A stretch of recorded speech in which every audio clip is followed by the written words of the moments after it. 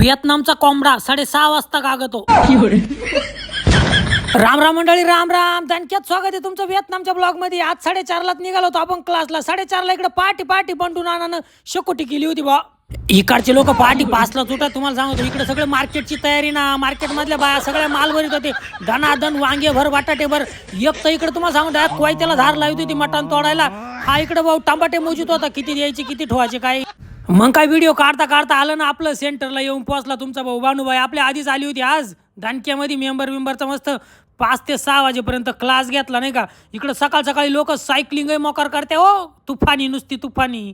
मग क्लास बिलास संपवला तुमचा भाऊ. मग काय निघाला तुमचा भाऊ नाश्ता करायला. तिथं गेल्या किस्साच ना त्यानं पहिलं सगळं हिरो गावात मापुढं आणून ठेवलं. म्हणलो अरे आमच्याकडे गाया खाते म्हणलो, असं काय करता तुम्ही. मग त्यानं मी आयटम दिला. मग तुमच्या भावानं दणक्यात निंबू पळून घसा मोकळा केला नाही का, गरम सूप पिलं. नाश्ता करून निघालो. नाही तर मला ही बाई भेटली. आता कमेंट मध्ये सांगा ही कोण आहे. हा माहिती आहे ना.